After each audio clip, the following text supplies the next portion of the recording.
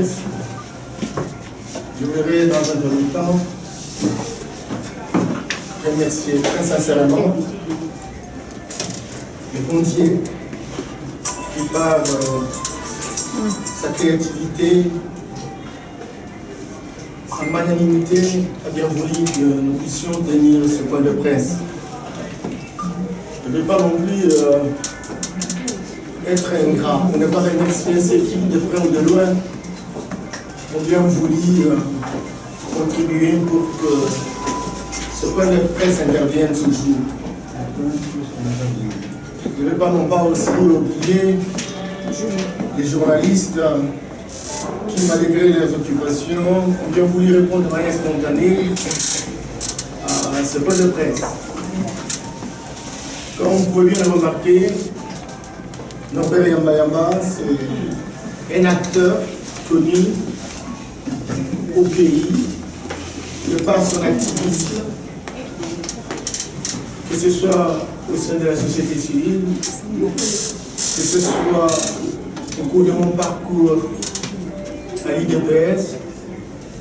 Il est fondamentalement utile lorsque on prend la responsabilité de prendre une direction donnée.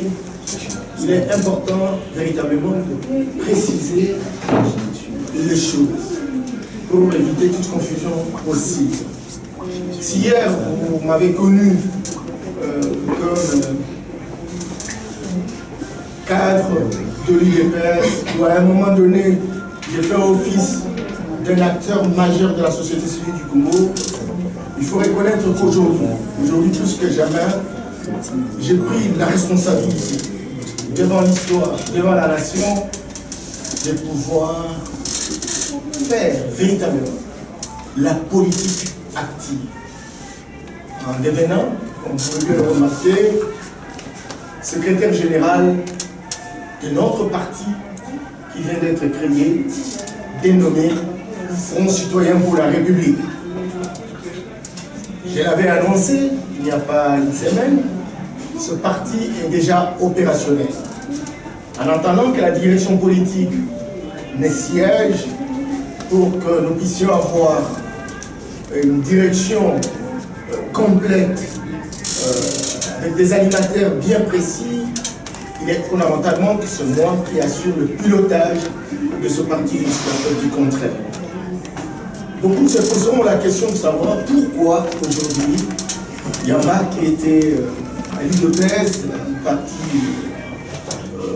qui a prédilection dans l'opinion, puisse véritablement aujourd'hui devenir membre ou militant du FCR, le Front Citoyen pour la République. Chers compatriotes, bien qu'étant journaliste, il est important de savoir que nous sommes des compatriotes congolais. Notre pays, c'est le Congo. C'est notre plantation. C'est notre village.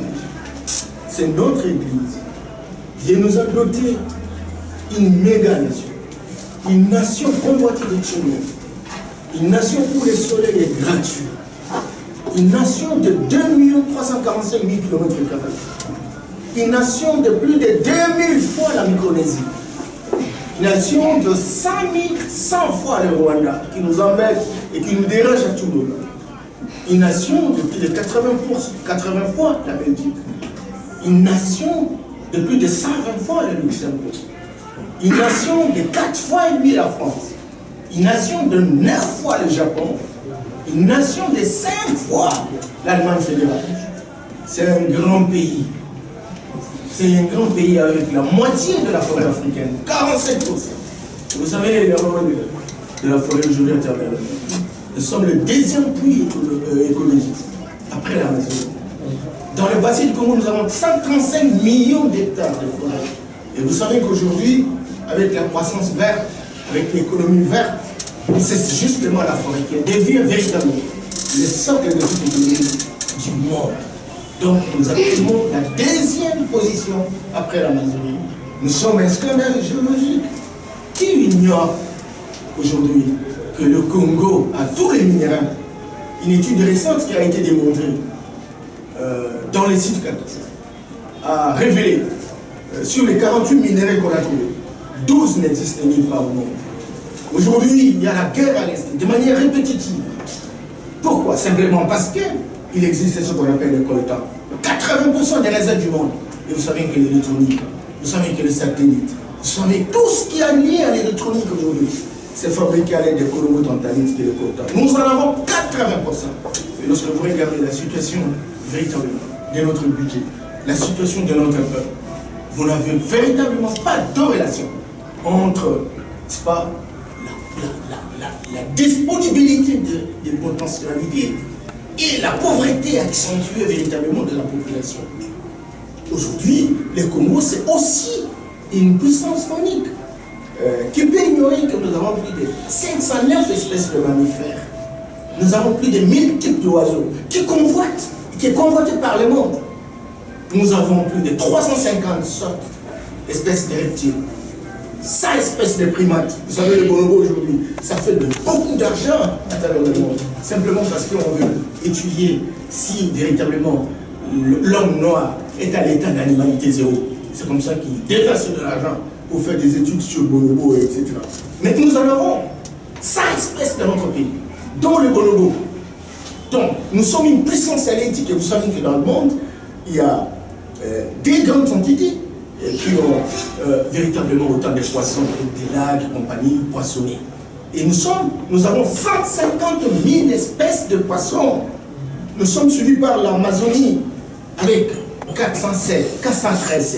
Et vous voyez les cas, 1500, 413. Et donc nous ne continuons qu'à importer véritablement les chinchillas, etc. Tout le reste sont des poissons, il faut être en Belgique, il faut être en France. Vous comprenez que ces poissons ne sont plus mangés là-bas. Si ce n'est que des poissons envoyés chez nous qui sont plus d'usage et qui véritablement servent de nourriture des chiens. Nous sommes une puissance énergétique qui oublie que le tiers monde dans son ensemble, lorsque vous prenez l'Amérique latine, vous prenez l'Asie et vous prenez l'Afrique, 50% des potentialités énergétiques du monde. Sur les 50% du tiers monde dans son ensemble, le Congo, notre pays, à 25%, 25%, la moitié. Et pourtant, lorsque vous prenez la moyenne, c'est 165 kWh. Mais le Congo n'atteint même pas la moyenne, bien qu'ayant des grandes potentialités. Et la preuve, c'est que, un peu presque partout, il y a l'opportunité, on ne peut pas avoir des sociétés, on ne peut pas avoir des industries, on ne peut pas véritablement créer une chaîne de valeur ajoutée, parce que véritablement, nous n'avons pas l'électricité disponible, nous n'avons pas l'eau, etc. Et pourtant, nous sommes le premier pays qui a la grande quantité d'eau douce recherchée à travers le monde. Donc, nous sommes dans une sorte de paradoxe. Un paradoxe entre le pays riche, extrêmement riche, Dieu nous a tout donné, mais un pays extrêmement pauvre aujourd'hui. Il y a des indices qui ont été démontrés par le FNUD, la FAO, qui vous dit qu'il y a 80% de populations qui sont très pauvres. Vous savez qu'aujourd'hui, il est très clair que nous avons un revenu par habitant de l'ordre de 400 à 500 $ par habitant. Lorsque vous faites le calcul par mois, nous avons 1,4 $ par mois. 1,4 $ par mois. Lorsque vous prenez 100 par jour, vous n'avez rien. Donc le Congo est dans la pauvreté la plus abjecte. Alors maintenant, lorsqu'on analyse comment nous fonctionnons, lorsqu'on analyse les méthodes, les solutions qui sont données, que ce soit par le gouvernement, que ce soit par les acteurs politiques, on se rend finalement compte comme si Dieu ne nous a pas donné l'intelligence. Sincèrement, c'est comme Dieu ne nous a pas donné l'intelligence. Vous savez, les mêmes solutions qui ont été appliquées dans les années 1920, dans les années 1960, dans les années 1990, ce sont les mêmes solutions qui continuent jusqu'en 2016. On dirait qu'on n'a pas photographié la situation. On dirait qu'on n'est pas en train de voir la situation. Et pourtant, nous avons copié la Constitution, n'est-ce pas, du droit romain.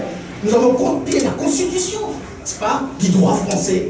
Et nous, aujourd'hui, très très clair, que même en France, même aux États-Unis, l'Europe dans son ensemble est en train de traverser une crise très grave. Une crise très grave. Et donc, les institutions sont essoufflées. Les institutions sont obsolètes. Les institutions ne sont plus adaptées par rapport à la situation. Et donc, la pauvreté tente véritablement d'envahir la population à travers le monde. Et donc, si, chez les Occidentaux, la situation ne va pas, et puis à fortiori chez nous, et c'est comme ça que de temps en temps, on se complaint, lorsqu'on réalise un revenu, un budget de 4 milliards de dollars, on croit qu'on a fait des choses exceptionnelles, et pourtant, la Chine qui était presque la même situation dans les années 60, le prix aujourd'hui est appelé de 11 000 milliards de dollars de produits intérieurs bruts. Lorsque vous prenez par exemple le Brésil qui avait la même situation aujourd'hui, est à 3 000 milliards de produits intérieurs bruts.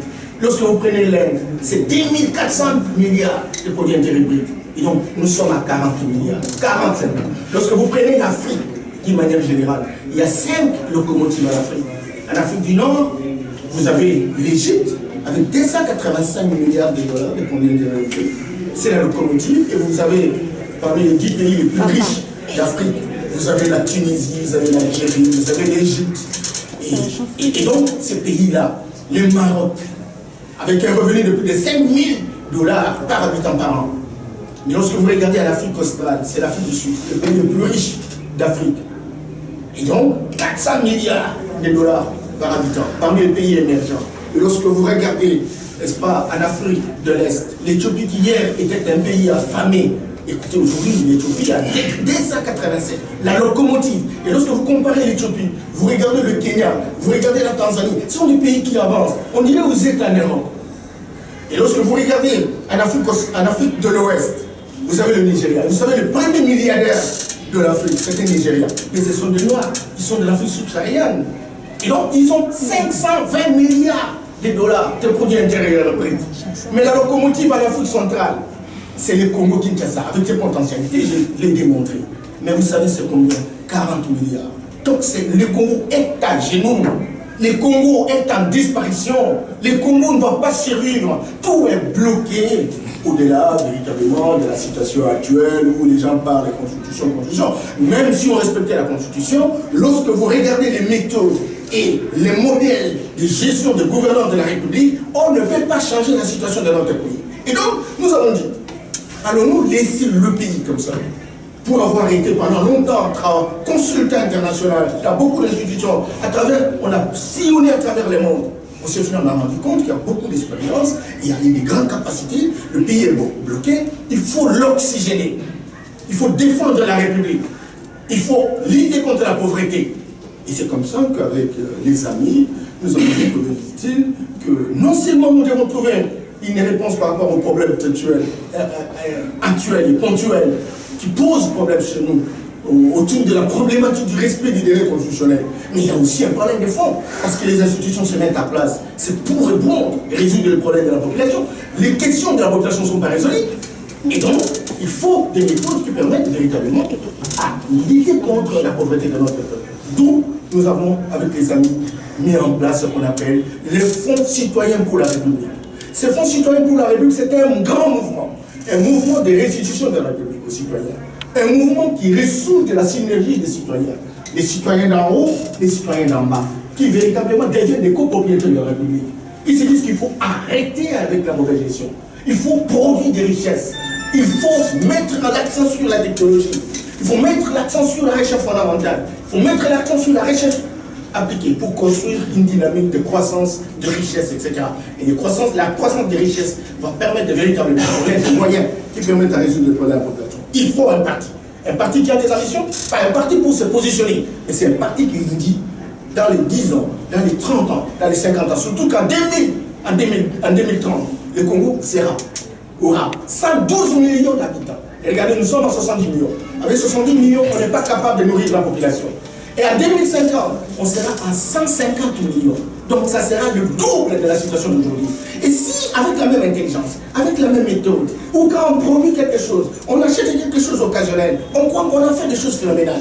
Il faut donc libérer l'intelligence. Il faut donc libérer le bon sens. Il faut donc permettre véritablement que le Congo puisse bien fonctionner. Et je vous dis, à toute sincérité, et Dieu me voit, la responsabilité qui est la nôtre, c'est aujourd'hui d'utiliser l'intelligence à la base de la lutte contre la pauvreté. Et avec les amis, avec un profil et le background qu'on nous reconnaît, nous allons nous battre pour que véritablement ce pays puisse changer. Je sais je sais, mes chers mesdames et messieurs les journalistes, que notre pays fonctionne dans des raccourcis.